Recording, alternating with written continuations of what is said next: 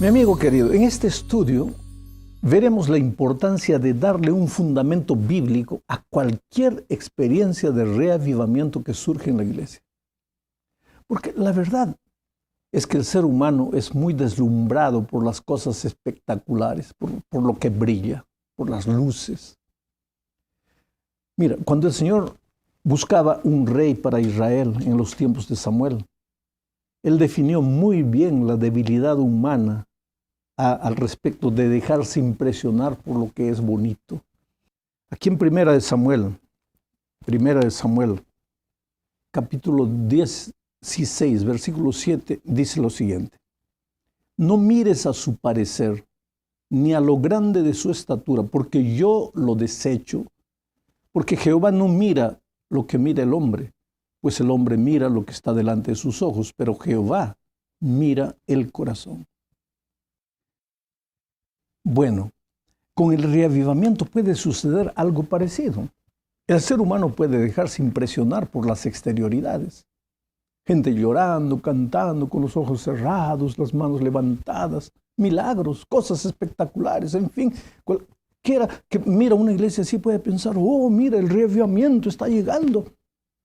Ahora, estas cosas en realidad no son malas en sí, pero puede ser el barniz deslumbrante de un falso reavivamiento. ¿Cómo sabremos entonces en qué consiste un reavivamiento auténtico, genuino? Jesús respondió a esta pregunta al decir lo que está registrado aquí en San Juan, capítulo 6, versículo 33. Mira, el Espíritu es el que da vida. La carne para nada aprovecha. Las palabras que yo os he hablado son espíritu y son vida. Dime una cosa, ¿quién es el que da vida? El Espíritu. ¿Quién hace cosas que para nada aprovechan? La carne. ¿Y cómo trae vida el Espíritu? Jesús dice, las palabras que yo he hablado son espíritu y son vida. Mi amado, esto es algo que no podemos olvidar. El Espíritu jamás te llevará a donde la palabra de Dios no te lleve. Al contrario, el Espíritu te llevará siempre a la palabra de Dios. El fundamento de todo verdadero reavivamiento es la palabra de Dios. No son las emociones, no son los sentimientos. Una iglesia que canta emocionada, mas no obedece la palabra de Dios, no vive una experiencia genuina de arrepentimiento. Pero una iglesia obediente a la palabra puede perfectamente levantar las manos al cielo y cantar emocionada. ¿Entiendes lo que estoy queriendo decir? La segunda parte de este estudio nos lleva a hablar de Jesús. Conocer a Jesús es todo. No lo digo yo, lo dijo el Señor Jesús en su oración intercesora que está registrada en San Juan capítulo 17, versículo 3. Dice así: y esta es la vida eterna, que te conozcan a ti, el único Dios verdadero, y a Jesucristo, a quien has enviado. Solo que el conocer a Jesús no es una experiencia romántica y teórica. Solo hay 3 maneras de conocer a Jesús: orando, estudiando la palabra de Dios y testificando. En esta oportunidad quiero enfatizar el estudio de la palabra de Dios. Jesús lo dijo en San Juan 5:39. Escudriñad las Escrituras, porque a vosotros os parece que en ellas tenéis la vida eterna, y ellas son las que dan testimonio a mí. No existe manera de conocer a Jesús sin estudiar la Biblia. La Biblia es la que da testimonio de Jesús. Es necesario abrirla todos los días y buscar a Jesús en sus páginas. Ahora, el conocimiento de Jesús te hace amarlo, porque nadie puede amar a alguien que no conoce. ¿Cómo podrías amar a Jesús si no lo conoces? ¿Y qué hace el amor por Cristo? El amor por Cristo te lleva a la obediencia. ¿Obediencia a qué?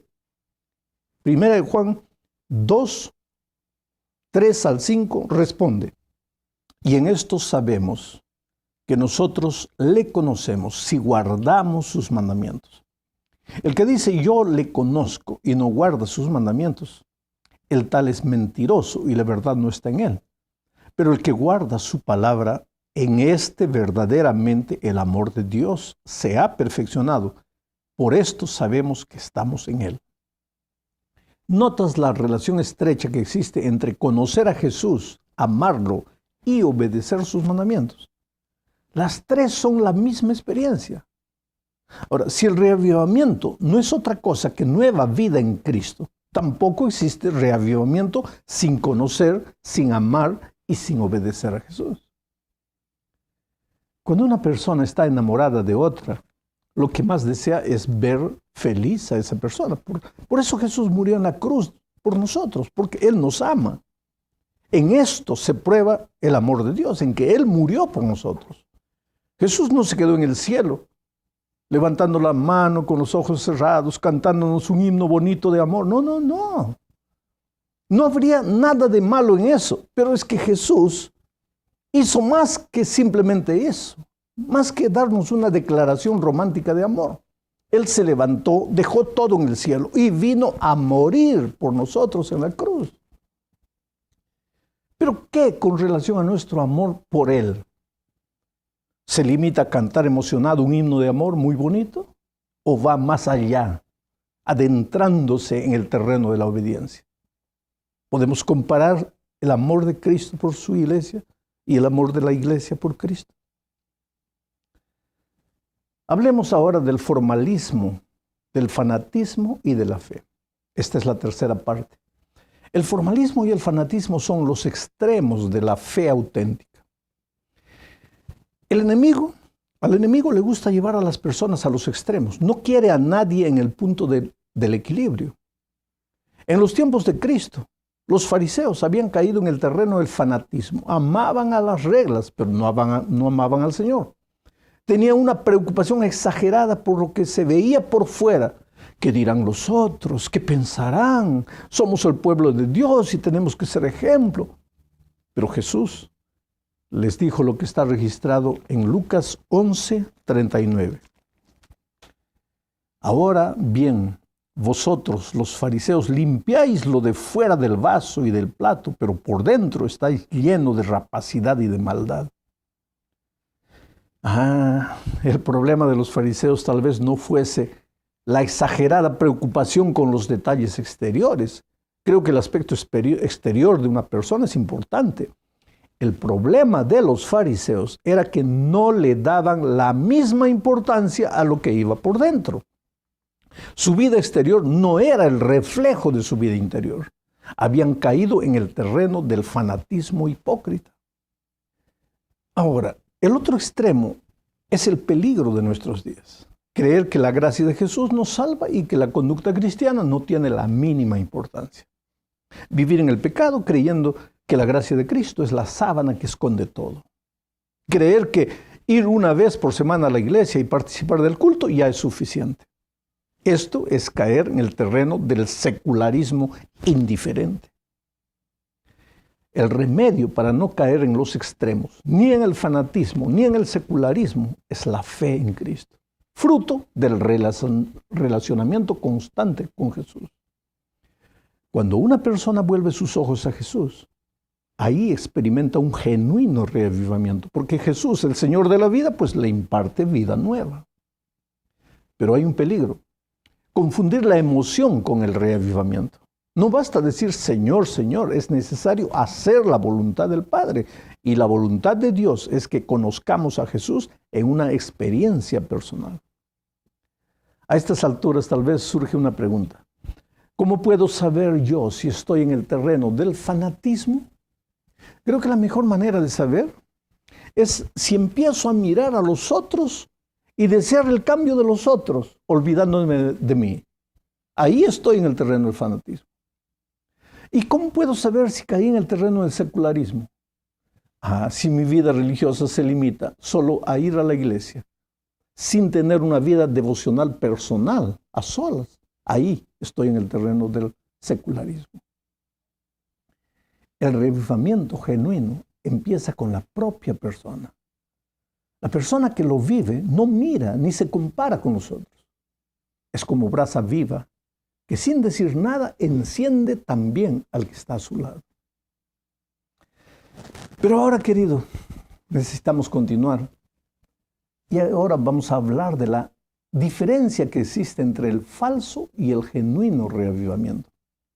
El falso reavivamiento se basa en hechos prodigiosos y milagros, mientras que el auténtico se basa en el servicio y el ministerio de amor entre los miembros de la iglesia y hacia las personas que no están en la iglesia. Mira, Pablo, hablando de los últimos días, escribió lo siguiente en 2 a los Tesalonicenses, capítulo 2, versículos 8 al 12. El texto es un poquito largo, pero necesito leerlo. Dice, y entonces se manifestará aquel inicuo a quien el Señor matará con el espíritu de su boca y destruirá con el resplandor de su venida.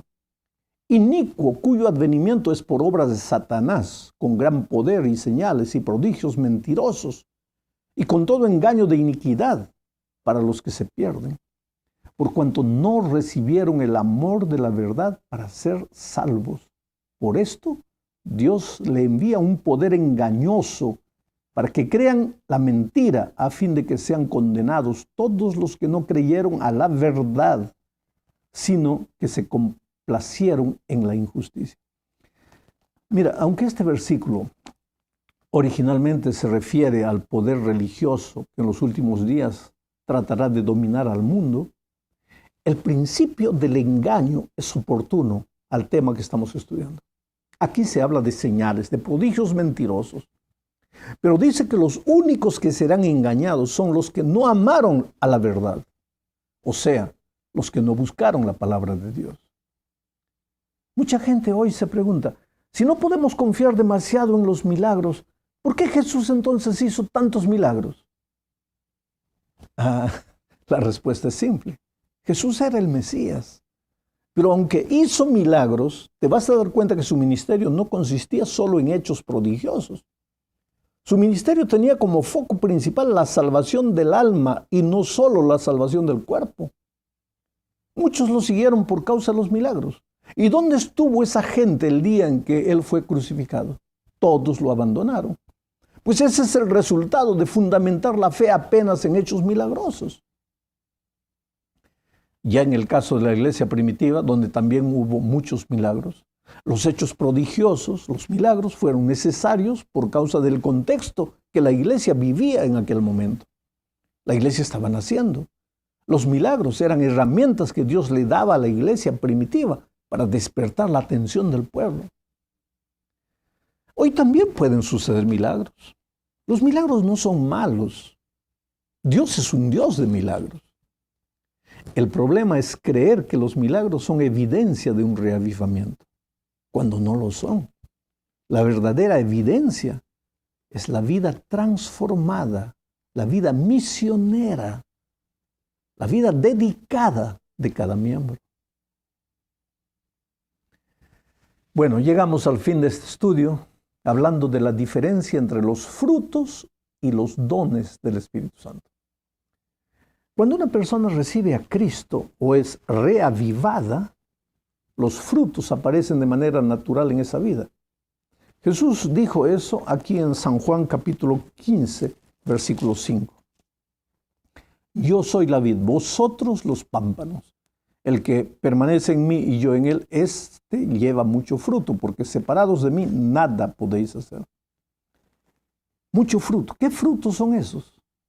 Pablo hace una lista de los frutos del Espíritu Santo: gozo, paz, temperancia, amor, benignidad, paciencia, en fin. Pero por otro lado sucede también que cuando Jesús concede vida al cristiano, le da dones. Son diferentes de los frutos.